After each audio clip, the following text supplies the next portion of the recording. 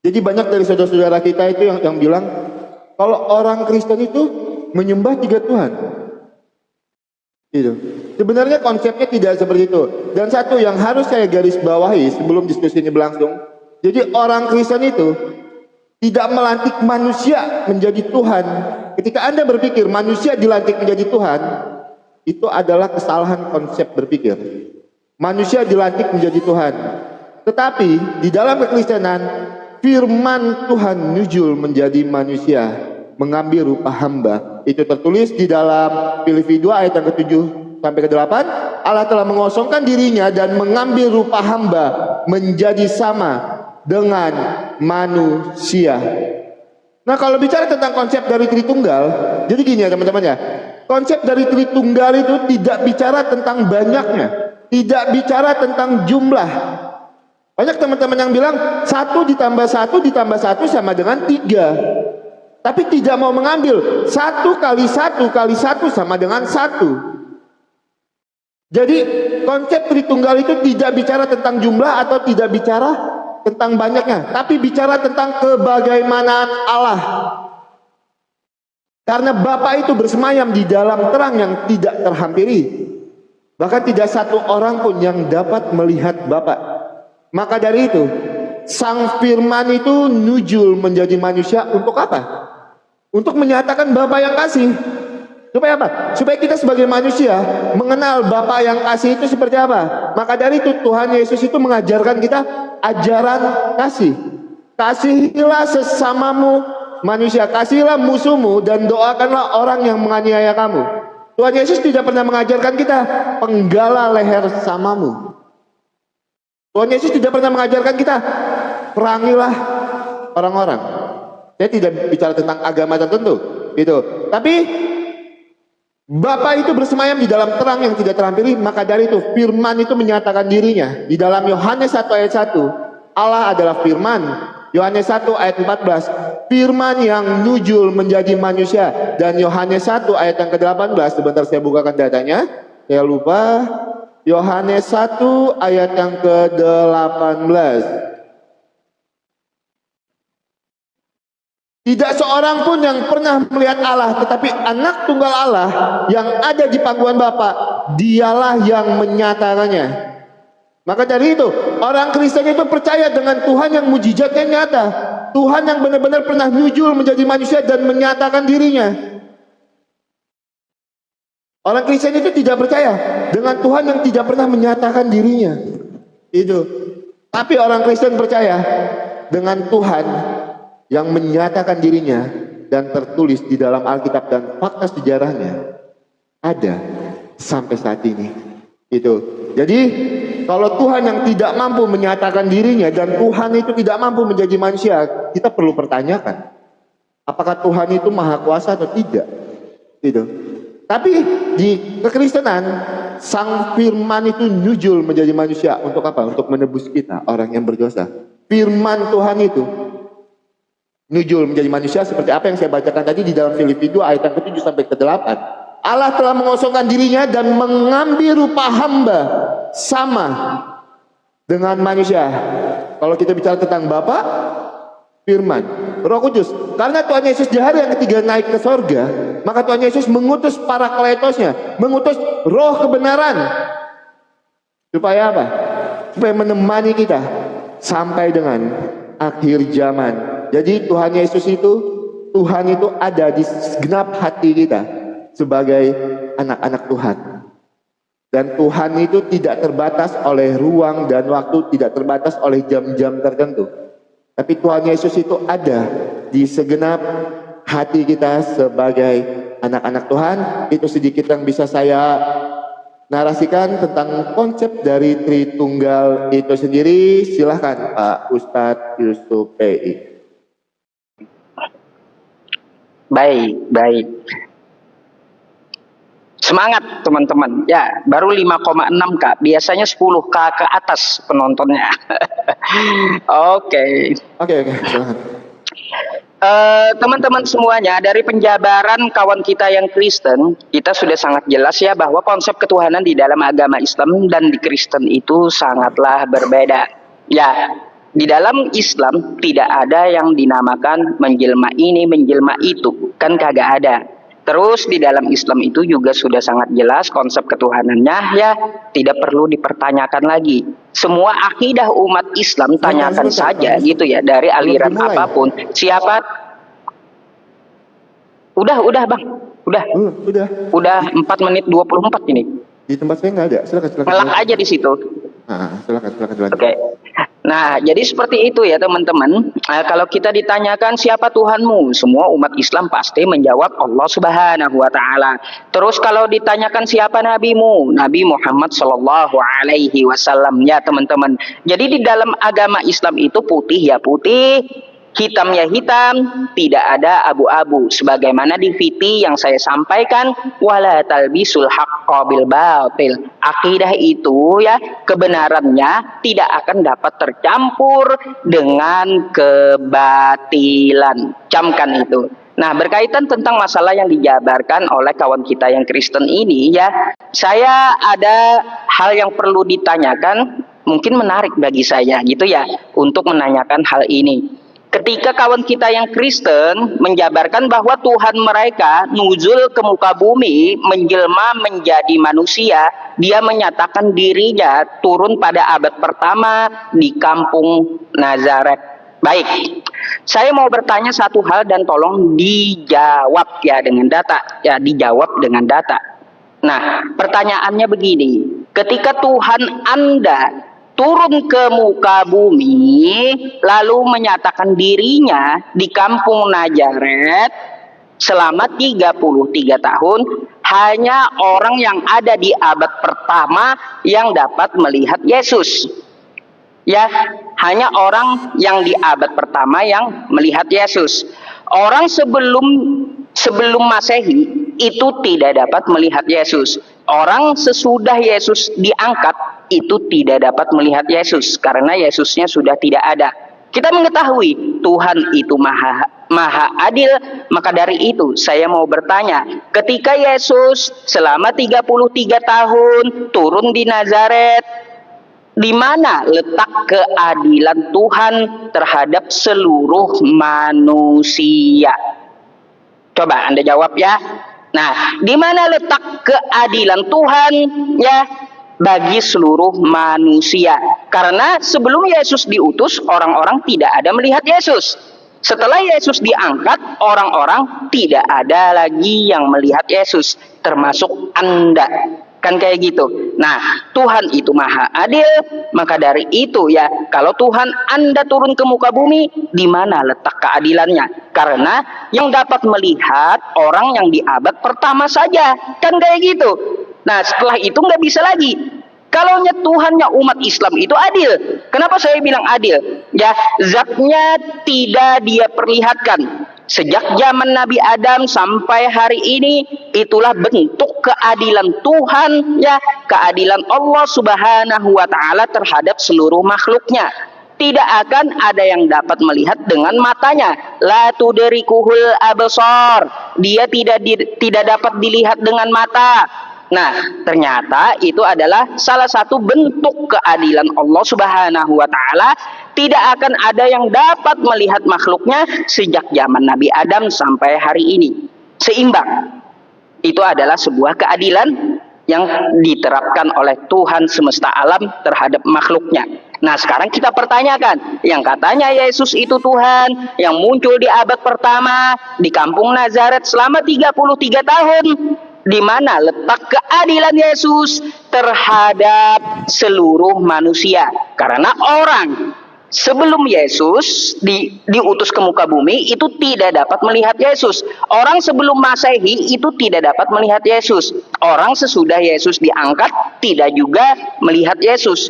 Jadi Yesus itu hanya dapat dilihat selama 33 tahun dan hanya di Bethlehem, di Israel. Orang Indonesia, orang Cina, orang Inggris kagak dapat melihat Yesus. Lalu di mana letak keadilan Yesus terhadap seluruh manusia? Silahkan untuk Anda jawab. Syukron jazakumullah yang kasih gift ya.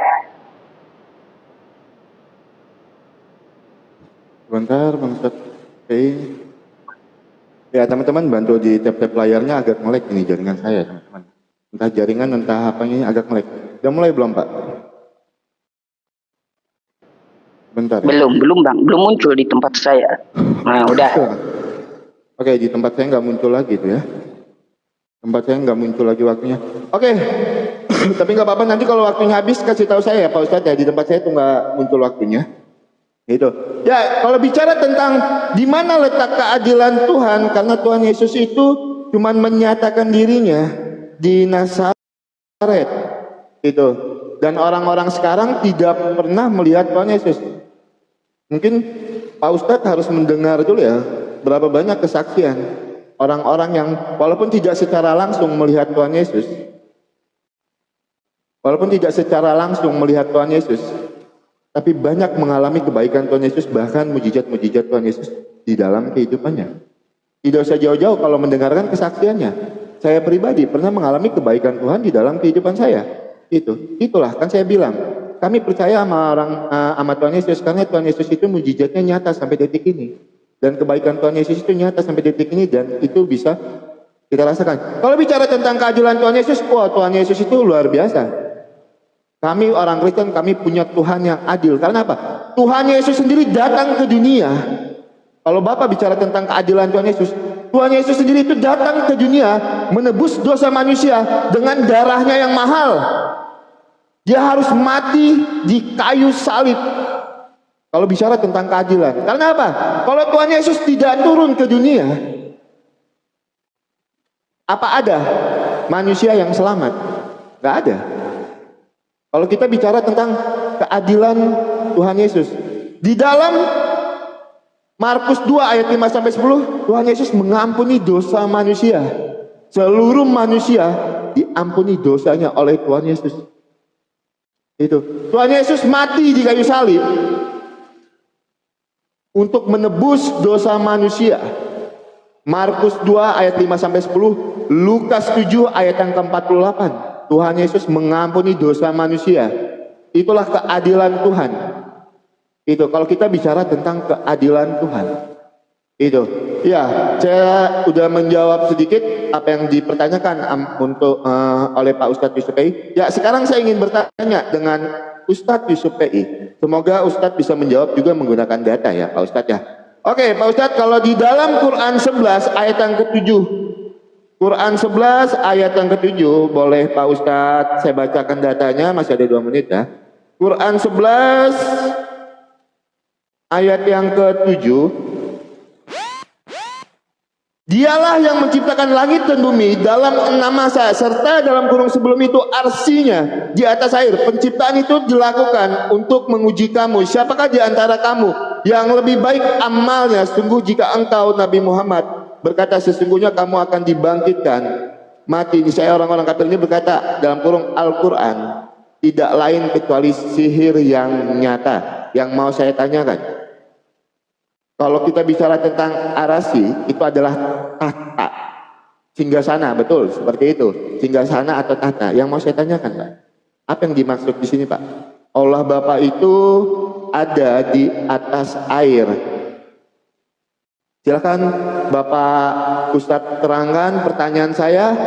Kenapa Allah Bapa itu berada di atas air di dalam surat Hud ayatnya yang ke-7.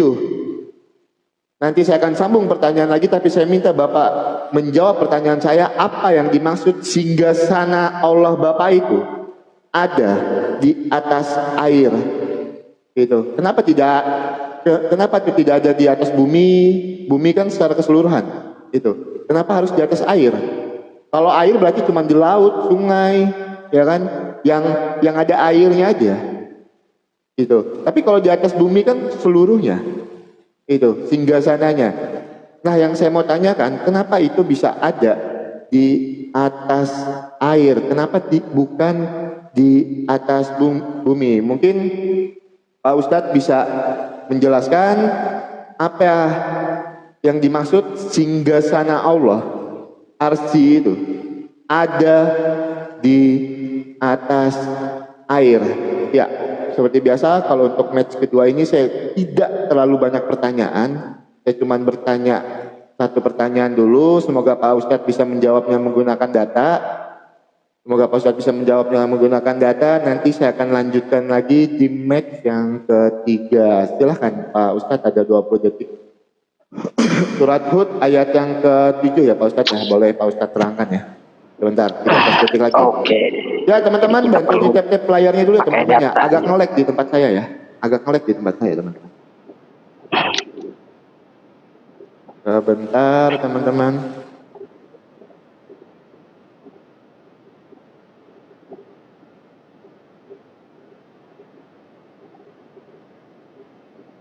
Bentar ya teman-teman ya. Oke. Silakan dimulai Pak. Bentar.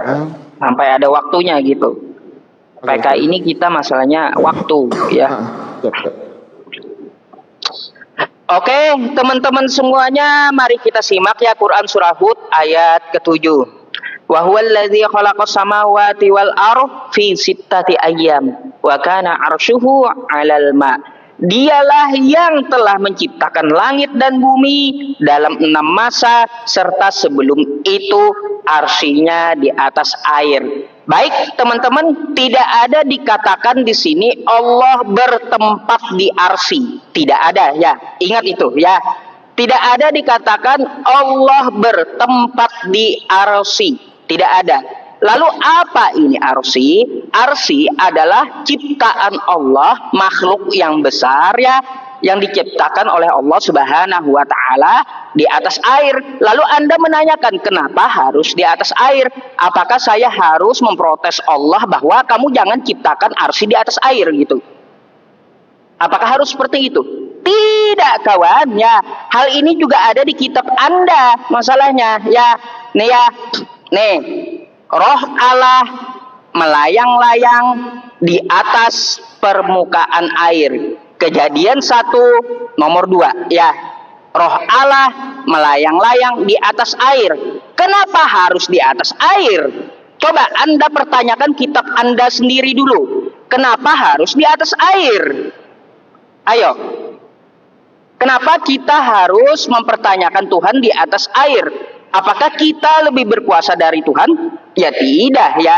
Jadi suka-suka dia mau menciptakan arsy di atas air, terus dia mau melayang-layang di atas air. Apakah Anda mau mempertanyakan kitab Anda sendiri? Kenapa Tuhan Anda di atas air? Coba. Kan kayak gitu ya. Ah, itu jawabannya ya teman-teman. Sedikit saya menjawab hal itu menurut saya sangatlah mudah. Karena juga ada tertera di dalam kitabnya. Ya kayak gitu. Jadi silakan Anda pertanyakan kepada kitab Anda kenapa harus di atas air gitu ya. Roh Allah itu melayang-layang di atas air. Nah jadi seperti itu. Berkaitan penjabaran yang dia katakan. Di mana letak keadilan Tuhan. Di mana letak keadilan Yesus. Bang, yang saya maksud mata memandang pada abad pertama selama 33 tahun itu dapat memandang fisiknya Yesus. Sekarang kita di tahun 2024 kita tidak dapat memandang Yesus. Anda mengatakan banyak tuh ya orang yang mengetahui dan yang ditemui oleh Yesus. Salah satunya Anda. Tetapi Yesus tidak menemui saya. Yesus tidak menemui muslim lainnya. Yesus tidak menemui manusia-manusia lainnya. Itu di mana letak keadilannya? Kok Yesusnya coba cabut ya. Ingin temui si A, ingin temui si B, si C kagak ditemui. Di mana letak keadilannya? Maka dari itu ya teman-teman semuanya, lebih adil Allah Subhanahu wa taala ya, yang kagak mau nongol, kagak dapat dilihat dengan mata, sehingga sejak zaman Nabi Adam sampai hari ini zatnya tidak dapat dilihat ya. Beda dengan Yesus. Yesus diturunkan di Nazaret selama 33 tahun. Berapa orang yang dapat lihat Yesus pada waktu itu? Coba.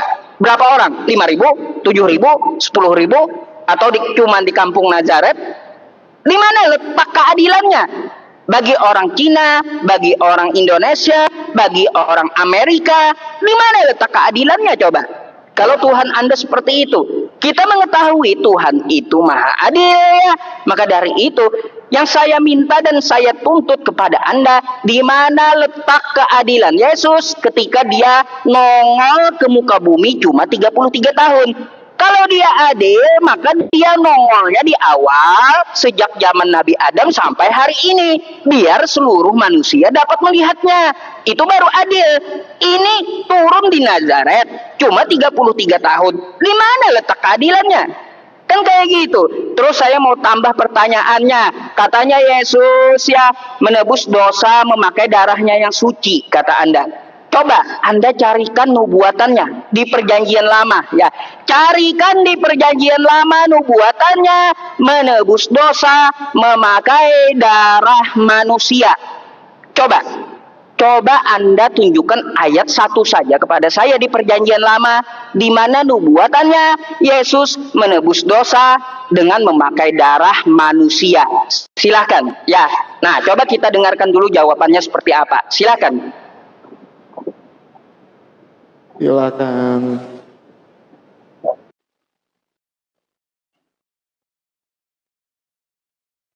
Bentar ya, teman-teman ya.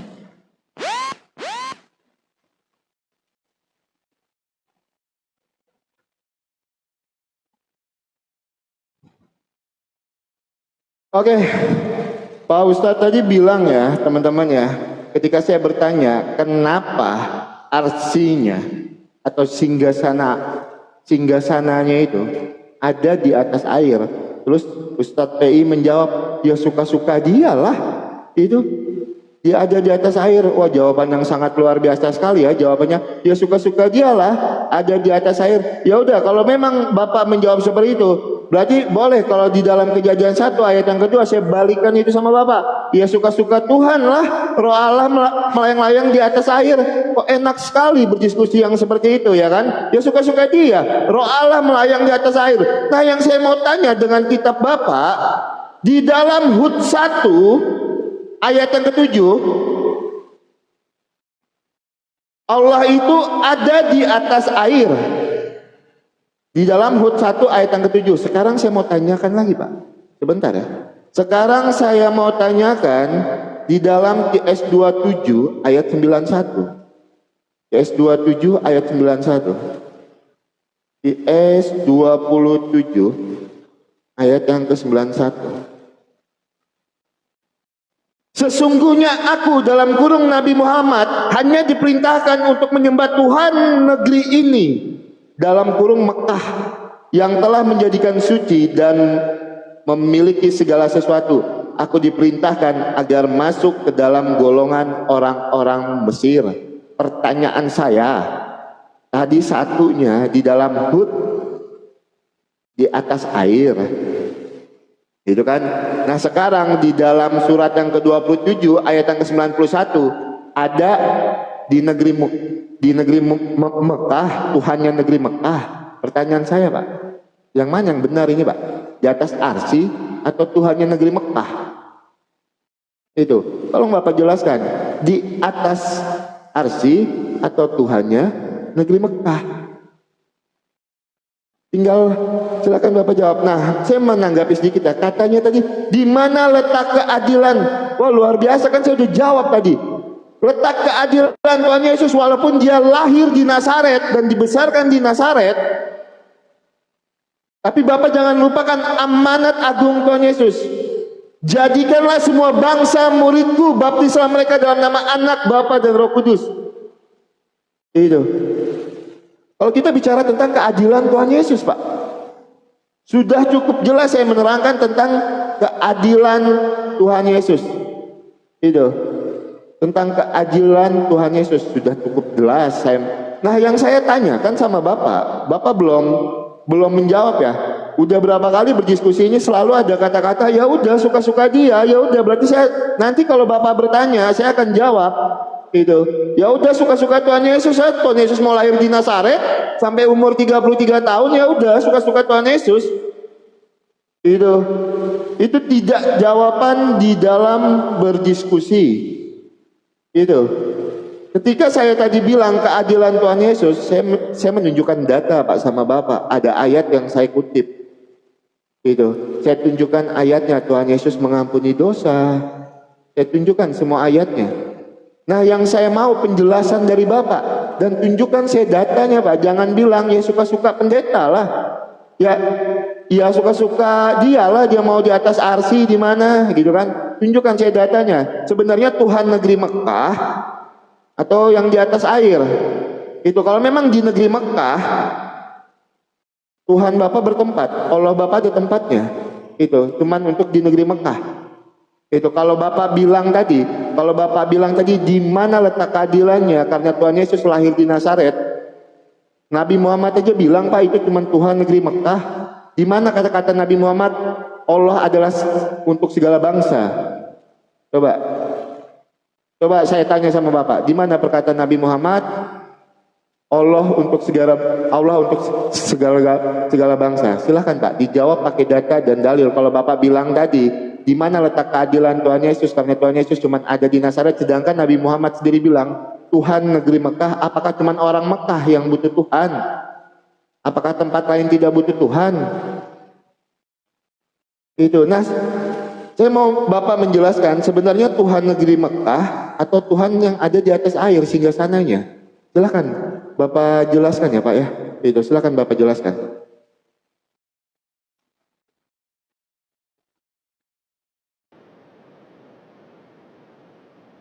Syukran jazakumullah ya Allah. 5.000 poin, ngeri.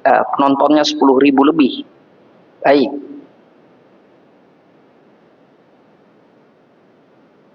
Tunggu ya teman-teman, kita lihat waktunya dulu. Terima kasih Pak Toto. Tanding ulang Bang. Oke, silakan.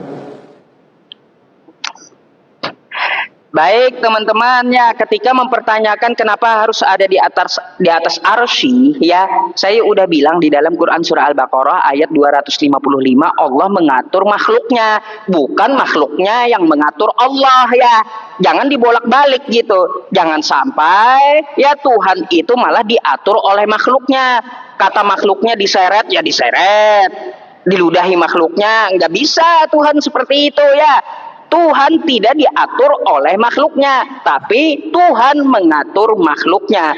Jadi ketika hal yang sama saya pertanyakan kepada Anda, kenapa tuh roh Allah melayang-layang di kitab Anda?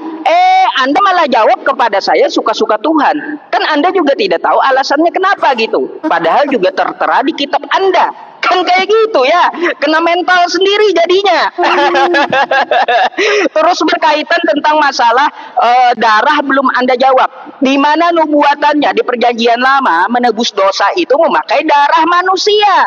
Coba tunjukkan pada saya di mana. Terus ya tentang masalah keadilan Yesus, kita dapat mengetahui di situ saja Yesus yang Anda tuhankan itu tidak adil karena hanya turun di kampung Nazaret selama 33 tahun. Kalaupun dia adil, maka dia akan turun sejak zaman Nabi Adam sampai hari ini. Saya tidak minta dia menyerukan beritakanlah Injil kepada seluruh makhluk. Tidak itu yang saya minta. Di mana letak keadilan Yesus ketika dia turun di Nazaret cuma 33 tahun. Kalau dia adil, maka dia turun dari zaman Nabi Adam sampai hari ini. Dapat dilihat manusia. Kenapa cuma 33 tahun dilihat orang? Apakah seperti itu Tuhan Maha Adil? Berarti Yesus tidak adil kepada saya. Yesus tidak adil kepada manusia-manusia yang lainnya. Kita sepakat Tuhan itu adil. Makanya kalaunya Tuhan nongol itu akan bermasalah gitu ya. Nggak ada letak keadilannya sehingga dia menjadi lemah. Baik, berkaitan tentang syubhat. Ya, Allah negeri Mekah, Tuhan negeri Mekah. Teman-teman semuanya, mungkin ya kawan kita ini dia lupa baca ayat Al-Quran yang lainnya. Allah itu bukan cuma untuk negeri Mekah, tapi Alhamdulillahi Rabbil Alamin. Segala puji bagi Allah, Tuhan seluruh alam, bukan cuma Tuhan di negeri Mekah. Lalu kenapa Allah Subhanahu wa taala mempersempit di sini? Kenapa dia mengatakan Tuhan negeri ini Mekah? Apakah Allah itu katanya yang betul yang mana? Di Arsy atau di Mekah? Teman-teman semuanya ya, perhatikan ini ya. Falaisa lahu fawqal arsy wala tahtahu wala an yaminihi wala an shimaluhu wa nahwa dzalik aw lahu dihatun falaisa lahu fawqa wala tahta wala yaminun wala shimalun wa nahwa dzalik aw yahullu fil makan. Allah kagak perlu tempat ya, tuh ya, atau menempati suatu tempat, gak perlu dia, karena tempat itu ciptaannya, makhluknya tempat itu ya. Ya, jadi arsy itu bukan tempat ya. Nih, Allah tidak berada di atas arsy, tidak di bawahnya, tidak di kanannya, dan juga kirinya. Dan semisal hal itu. Atau Allah pun punya arah atas, bawah, kiri, kanan. Bukan seperti itu. Allah tidak perlu tempat. Jadi Allah mana yang benar? Ya, Allah Tuhan semesta alam yang tidak memerlukan dan tidak bergantung kepada makhluknya. Ya, contoh ya, kita punya ruh. Ya, kita punya ruh. Tahu kita punya ruh, tapi di mana letak ruh kita, di mana? Di kepala, di jantung, di mata, atau di mana? Seperti itu pula Allah Subhanahu wa taala kagak perlu tempat dia, ya, kagak perlu tempat, karena tempat itu adalah makhluknya. Catat itu. Terus berkaitan Tuhan negeri Mekah. Itu kan di kitab Anda ada Tuhan Allah Israel. Allah Israel. Terus Allah Tuhan negeri Mekah. Apakah Allah Israel itu hanya bertempat di Israel? Kagak, kawan, ya. Kagak. Kalau Anda menyebut itu adalah tempat, Tuhan negeri Mekah tempatnya di Mekah, Allah Israel tempatnya di Israel. Saya mau tanya, Allahnya Kristen di mana tempatnya kalau kayak gitu? Ya, apakah ada Allah Kristen dan di mana tempatnya? Silahkan Anda jawab dengan data. Di mana letak Allah Kristen? Apakah ada dan di mana tempatnya? Silahkan. Oke, Pak Ustadz Yusuf PI. Bentar ya, teman-teman. Oke, dari masalah konsep ketuhanan langsung melebar ke masalah penebusan dosa. Kenapa harus dengan darah? Tunjukkan di dalam perjanjian lama, kata Pak Ustadz kan. Ya udah, nggak apa-apa, kita jawab. Kita akan jawab ini. Oke, Pak Ustadz, di dalam Kejadian 2 ayat yang ke-16 saya akan bacakan. Sebentar. Kejadian 2 ayat yang ke-16. Lalu Tuhan Allah memberi perintah ini kepada manusia, semua pohon dalam taman ini boleh kau makan buahnya dengan bebas, tetapi pohon pengetahuan tentang yang baik dan jahat itu janganlah kau makan buahnya, sebab pada hari engkau memakannya pastilah engkau akan mati. Oke, kalau bicara tentang kematian, Pak, di dalam Roma 6 ayat 23 bahwa dosa itu disamakan dengan kematian. Kejadian 2 ayat 17, Roma 6 ayat yang ke-23, dan kita semua telah berdosa. Tunjukkan saya satu aja manusia yang tidak berdosa, karena kondisi rohani bawah kita masing-masing hanya darah yang dapat mengampuninya. Jadi Pak, karena upah dosa itu adalah maut, maut itu diartikan dengan kematian, maka hanya darah yang mampu. Dan Tuhan Yesus menebusnya dengan darahnya yang mahal. Bapak lihat di dalam Kejadian 2 ayat yang ke-17, terus di dalam Roma 6 ayat yang ke-23. Silahkan. Nah, Bapak tadi ada bilang sedikit Allah Israel, tunjukkan saya datanya Pak, di mana itu Pak, kita samakan kata-katanya. Allah Israel yang Bapak sebutkan tadi, di mana tertulis di dalam Alkitab? Setelah ini biar saya jelaskan sama Bapak. Di mana tertulis Allah Israel? Ya Pak ya, jangan cuma bilang Allah Israel tanpa Bapak sebutkan datanya. Saya menyebutkan Tuhan negeri Mekah, saya tunjukkan datanya sama Bapak. Jangan Bapak cuma bilang Allah Israel tanpa Bapak bilang ayatnya, terus saya disuruh nyari sendiri gitu. Kalau bicara tentang keadilan, Bapak masih bertanya lagi tentang keadilan, katanya dipertanyakan terus. Pak, karena begitu besar kasih Allah akan dunia ini sehingga ia mengaruniakan anaknya yang tunggal, supaya setiap orang yang berdosa tidak binasa, melainkan beroleh hidup yang kekal. Karena begitu besar kasih Allah akan dunia ini, Pak. Seluruh dunia ditebus dengan darah Tuhan Yesus yang mahal.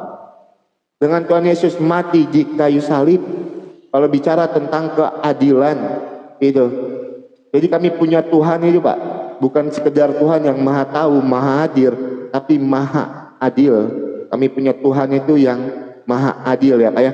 Nah, terkait dengan jawaban Bapak tadi, kata Bapak tadi kan bilang kalau di situ tidak merujuk kepada tempat. Terus yang Bapak bawakan ayat tadi itu belum secara eksplisit, Pak. Yang saya bilang, Pak, seperti apa yang tertulis, Pak?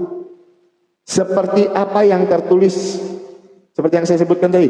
Jadikanlah semua bangsa muridku. Di mana perkataan Allah Bapa menyelamatkan seluruh dunia ini kalau bicara tentang keadilan. Bahkan orang-orang kafir aja, Pak, diperangi. Di mana? Apa di dunia ini, Pak? Cuman hidup agama Bapak? Kan tidak. Masih ada orang Kristen, masih ada Hindu, Buddha, Konghucu. Nah, kalau bicara tentang keadilan, di mana keadilan Allah Bapa? Kenapa disuruh memerangi orang-orang kafir? Kalau Bapak bicara tentang keadilan, itu. Kalau Tuhan Yesus jelas, kasihilah musuhmu dan doakanlah orang yang menganiaya kamu.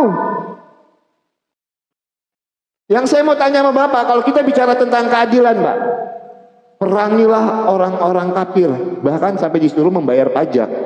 Di mana letak keadilan Allah Bapak? Itu, di mana letak keadilannya, Pak? Silakan Bapak jelaskan itu dulu. Kalau bicara tentang keadilannya, di mana keadilannya, Pak? Gitu. Saya rasa pertanyaan Bapak sudah saya jawab semua, ya.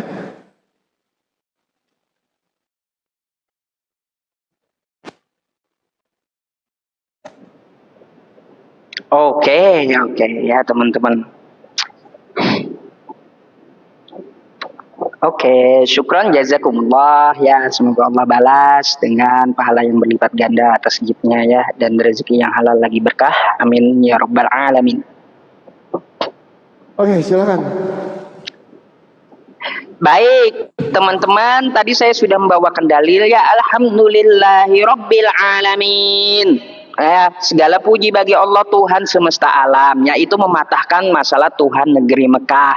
Lalu dia bertanya tentang keadilan. Bang, keadilan Allah itu dapat Anda rasakan detik ini loh. Di mana letak keadilannya? Ya, kata Anda Allah menyuruh memerangi orang kafir. Kenapa Anda masih hidup? Coba, kenapa Anda masih hidup? Kita di Indonesia mayoritasnya Muslim, Anda Kristen, minoritas. Kenapa Anda masih hidup? Kalau perintah Allah, perangilah orang kafir. Kagak kayak gitu, Bang ya. Kagak kayak gitu ya. Kenapa Anda masih hidup? Karena Allah berkata, la yanhakumullahu 'anil ladzina lam yuqatilukum fiddin. Allah tidak melarang kamu berbuat baik kepada orang di luar agama Islam. Tuh jawabannya ya. Tuh letak keadilan Allah.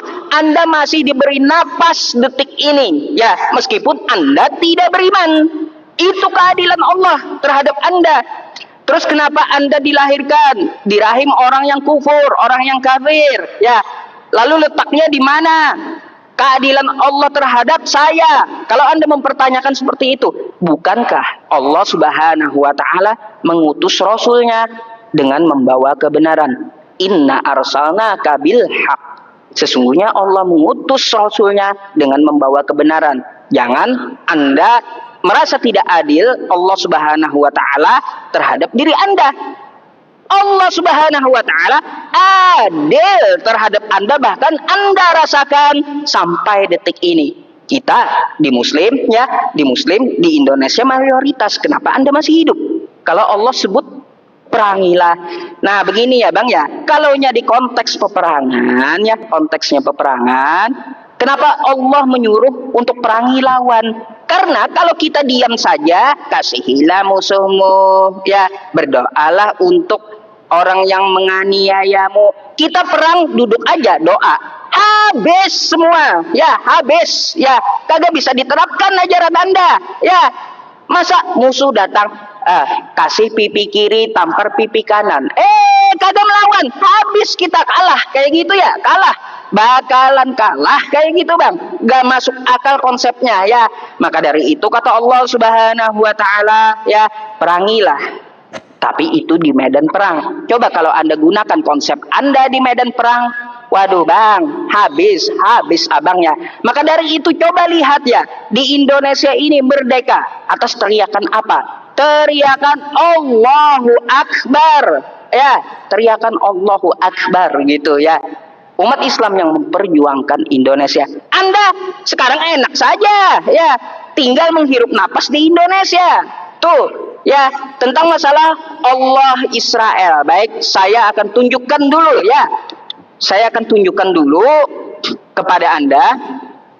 Nih. Ya, nih ya. Kejadian 33 nomor 20. Ya. Ia mendirikan mesbah di situ dan dan dinamainya itu Allah Israel. Ialah Allah. Ia mendirikan mesbah. Apakah Tuhan Anda hanya ada di mesbah? Coba jawab ya, Allah Israel. Terus Anda belum jawab ya, belum jawab. Kalau Islam ada Tuhan negeri Mekah, kalau Israel ada Allah Israel. Sekarang Anda carikan datanya kepada saya, di mana Allah Kristen? Coba, di mana disebutkan Allah Kristen? Coba ya.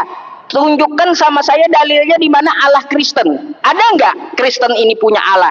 Setahu saya Kristen hanya punya Theos, kagak punya Allah kayak gitu ya. Kalau ada silakan Anda tunjukkan kepada saya ya.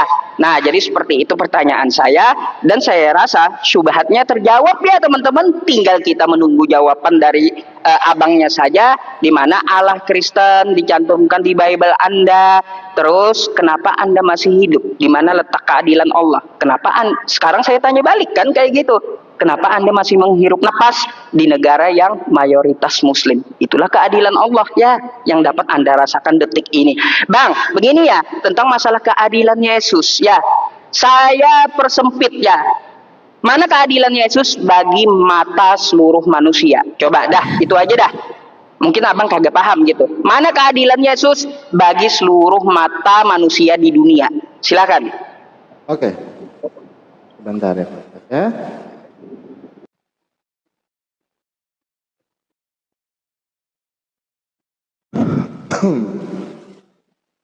Oke teman-teman, terima kasih banyak ya Pak Ustadz Yusupei tadi bilang ya, kalau misalnya tidak adil, saya tidak akan hidup sampai detik ini.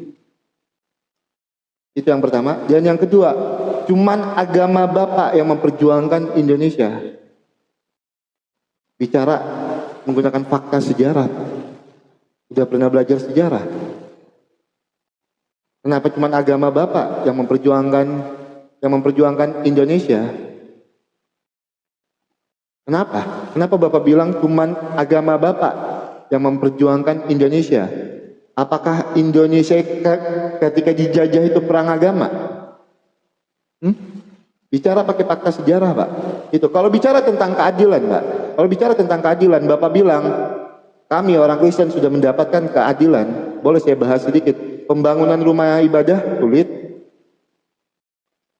Gereja orang beribadah di Tangerang Selatan dipersekusi. Di Gresik dibubarkan. Di Bekasi orang beribadah dibubarkan. Itu. Ayo, kita bicara menggunakan fakta yang ada. Jangan Bapak bilang tadi kalau Islam yang memperjuangkan negara Indonesia. Pakai fakta sejarah Pak ya, kalau bicara itu. Nah kalau bicara tentang keadilan, Bapak bilang tadi sudah adil. Allah Bapak sudah adil. Kalau memang sudah adil Allah Bapak, kenapa surga aja ada tingkatannya Pak? Itu, ada 7 tingkatan di dalam surga. Kalau memang sudah adil, kenapa surga masih harus ada tingkatan-tingkatannya? Itu. Ada 7 tingkatan surga di dalam iman Bapak. Kalau memang Allah Bapak adil. Nah, kalau Bapak tanya tadi, Tuhannya orang Kristen itu ada di mana? Sebentar, saya bukakan datanya, Pak. Di dalam Efesus 3 ayat 14 sampai 20, saya akan bacakan buat teman-teman. Efesus 3 ayat 14 sampai 20. Sebentar ya. Masih ada 2 menit. Efesus 3 ayat 4 sampai 20.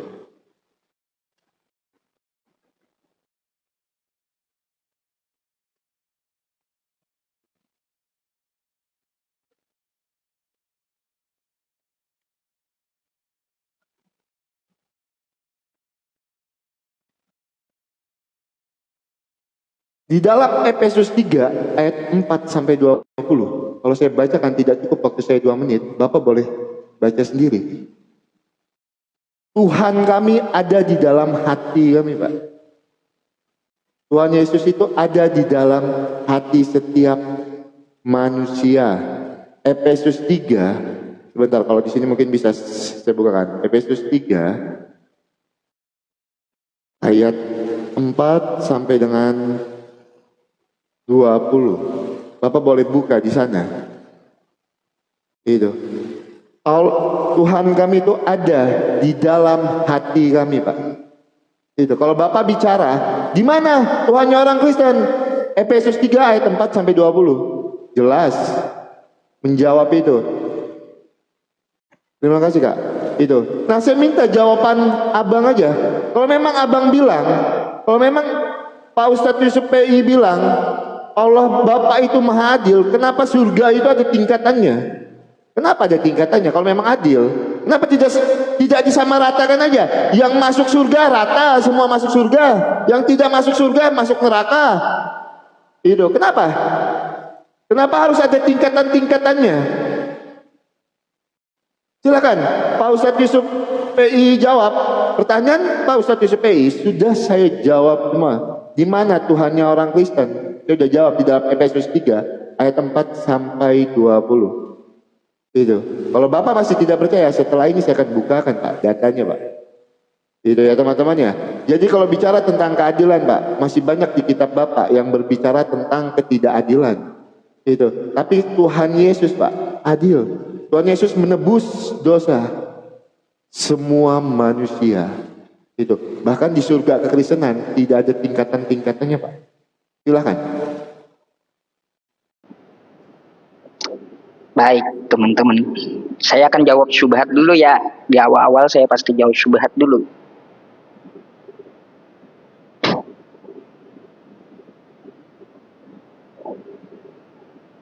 Silakan.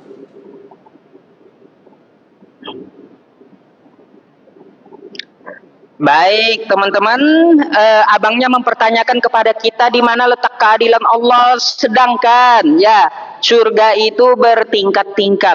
Ya, kalau tidak bertingkat-tingkat, di mana letak keadilan Allah? Kalau kayak gitu, tidak bertingkat-tingkat. Masa orang yang sujud setiap malam itu disamakan dengan orang yang cuma sholatnya 1 kali sehari? Kagak masuk akal, kagak ada keadilannya di situ. Ya, maka dari itu Allah Subhanahu wa taala itu memberikan tingkatan dari surga. Oh, ini hambaku yang paling tawadu, yang paling takwa. Dia selalu bersujud kepadaku setiap malam. Maka aku akan mewariskan dan memberikan dia surga Firdaus. Di surga tingkat yang paling tinggi. Oh, ini hambaku, dia banyak berbuat dosa, sholatnya bolong-bolong. Kagak mungkin sama. Di surga Firdaus kagak mungkin. Pasti Allah letakkan di dalam surga juga. Yang jelas keadilannya, Allah memasukkan surga bagi orang-orang beriman. Contoh saja, Anda mau sewa kamar hotel yang berbintang, bintang 5, 1 kamar 1 juta. Anda harus punya banyak uang. Ya, Anda harus punya banyak uang. Tetapi kalau Anda tidak cukup uangnya, cuma ada 500.000, Anda cuma bisa sewa hotel di hotel berbintang 4. Kayak gitu logikanya, main logika. Kalau duit banyak, bisa kita masuk kamar hotel bintang 5 atau bintang 100 gitu. Kalau kita duitnya ya cuma cukup-cukupan saja, seadanya saja hotelnya yang kita sewa, kan kayak gitu. Maka dari itu tergantung amal kebaikannya, ya nggak mungkin sama. Maka dari itu ada tingkatannya. Tidak semua sama rata masuk surga semuanya, mustahil. Malah seperti itu, kalau semuanya sama rata masuk surga, saya bilang Allah Subhanahu wa taala malah tidak adil, karena disamakan. Masa saya tiap malam sujud, sholat 5 waktu, baca Al-Quran, terus yang lain-lainnya dikerjakan, sama dengan orang yang sholatnya cuma 1 kali sehari, sama kayak gitu.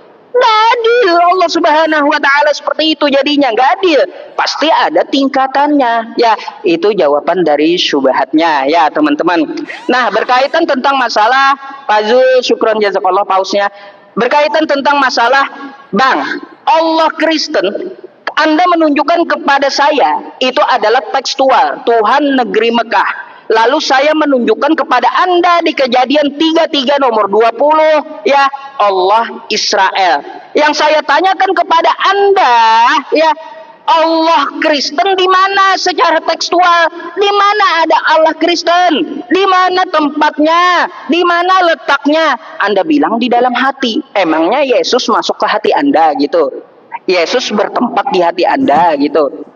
Coba Anda tunjukkan kepada saya, ya, secara tekstual di mana Allah Israel. Itu di mana disebutkan? Ya, Anda membawa Tuhan negeri Mekah. Oke, ya, kata Anda itu tempatnya di Mekah. Lalu saya katakan di Kejadian 33 nomor 20, Allah Israel, tempatnya di Israel. Berarti seperti itu kan menurut Anda. Nah, maka dari itu sekali lagi saya tanyakan, di mana secara tekstual Allah Kristen? Ya, di mana letaknya? Apakah di Indonesia atau di Cina atau di Amerika? Ya, karena Allah Israel letaknya di Israel. Tuhan negeri Mekah letaknya di Mekah kata Anda. Baik. Allah Kristen di mana? Atau jangan-jangan kagak punya Allah, kagak punya Tuhan. Kan kayak gitu. Di dalam hati, coba tunjukkan sama saya seperti apa?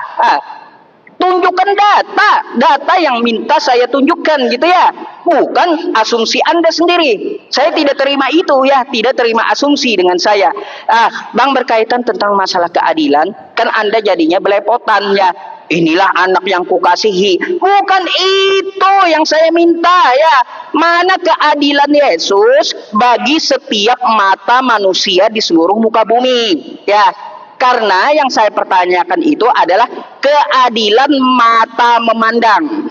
Ya, manusia di seluruh muka bumi ya dapat memandang langit dimanapun dia letaknya, kan kayak gitu. Dia dapat melihat langit. Allah adil gitu, adil, dia menciptakan langit, seluruh manusia dapat melihat. Sekarang di mana letak keadilan Yesus bagi seluruh mata manusia? Tolong dijawab ya. Wah, 5 menit kagak cukup. Syukron jazakumullah ya. Gitu. Ya, Pak Ustadz Yusuf PI ini kadang-kadang ada lucu-lucunya ya. Di mana letak keadilan Tuhan Yesus bagi mata? Pak, kenapa cuma mata yang ingin Bapak puaskan? Apa Tuhan Yesus datang cuma untuk mata supaya orang bisa melihat dia terus foto-foto gitu? Kenapa cuma memuaskan mata? Ada lucu-lucunya kadang-kadang, ya kan? Di mana Tuhan Yesus keadilannya untuk mata yang melihat? Pak, apa hubungannya mata sama keselamatan kita, Pak? Yang kita butuhkan keselamatan kita bukan mata. Ada kadang-kadang lucu-lucunya gitu kan menjawabnya kan itu. Karena ingin cari-cari gitu. Jadi yang dipuaskan matanya itu. Dari tadi saya sudah jelaskan keadilan Tuhan Yesus. Sudah cukup saya jelaskan keadilan yang dilakukan Tuhan Yesus untuk dunia ini, Pak. Tuhan Yesus itu datang, Pak, untuk menebus dosa manusia. Itu bentuk keadilan Tuhan. Itu. Itu bentuk keadilan Tuhan Yesus, Pak. Itu kenapa Bapak yang minta dipuaskan cuman mata Bapak aja. Itu. Memangnya lebih penting mata dibandingkan Bapak nanti mati di dalam kebinasaan, tidak memperoleh hidup yang kekal. Itu kenapa yang ditanyakan kepuasan mata, keadilannya. Itu kenapa? Nah, berkaitan dengan apa yang Bapak tanyakan, saya udah jawab tadi di dalam Efesus. Saya udah jawab, saya udah sebutkan datanya. Itu, saya udah sebutkan datanya. Tuhan itu ada di dalam hati kita, Pak. Itu, saya sudah jawab. Itu, dan itu tertulis, Pak. Itu, Tuhan Yesus itu bukan berada misalnya di satu negeri. Itu. Maka dari itu, Pak, kalau Bapak bertanya seperti itu, secara kontekstual lagi yang Bapak bilang tadi, Allah itu ada di mana? Maka Bapak harus balik lagi ke dalam konsep dari Tritunggal yang awal tadi saya sudah jelaskan, Pak. Itu. Bapak balik lagi, berarti Bapak memisahkan. Itu berarti Bapak belum paham dasar dari iman Kristen itu seperti apa. Kalau Bapak bertanya lagi,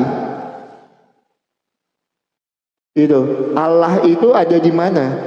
Merujuk lagi ke dalam konsep Tritunggal. Masa saya harus jelasin lagi konsep Tritunggal sudah di tengah-tengah? Saya harus balik ke awal lagi menjelaskan konsep dari Tritunggal. Itu apa saya harus bahas juga konsep ketauhidan Bapak nanti?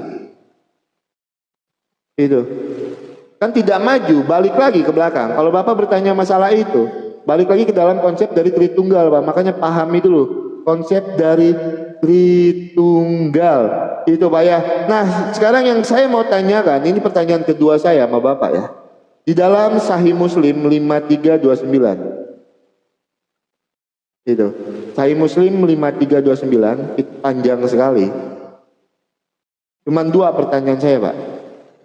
Kenapa seorang rasul mendoakan keburukan? Di dalam Sahih Muslim 5329. Silakan Bapak buka datanya. Terus yang kedua, Allah berdoa surakah selamat. Allah berdoa kepada siapa, Pak? Dan siapa yang menjawab doanya Allah? Itu. Silakan Bapak jawab itu di dalam Sahih Bukhari 5329, Pak ya. Karena jaringan saya agak lemot, saya belum bisa buka data. Ini saya udah buka ya. Cuman masih lemot sekali, bukan saya tidak mau buka ya teman-teman ya. Silakan Bapak buka di situ. Tapi saya tidak memutar-mutar omongan nih. Saya udah buka. Cuman tidak mau turun ke bawah, jaringan saya lagi agak lemot. Itu, saya udah buka Pak ya. Tidak mau jalan. Itu. Yang saya tanya di dalam Sahih Bukhari 5329, kenapa seorang rasul itu mendoakan keburukan? Itu yang pertama. Dan yang kedua, Allah di situ berdoa dan surakah. Berdoa dan surakah selamat. Allah berdoa kepada siapa, Pak? Dan siapa yang menjawab doa Allah? Sahih Bukhari 5329. Apa yang menjadi pertanyaan Bapak? Saya rasa cukup jelas saya jawab. Silakan, Pak.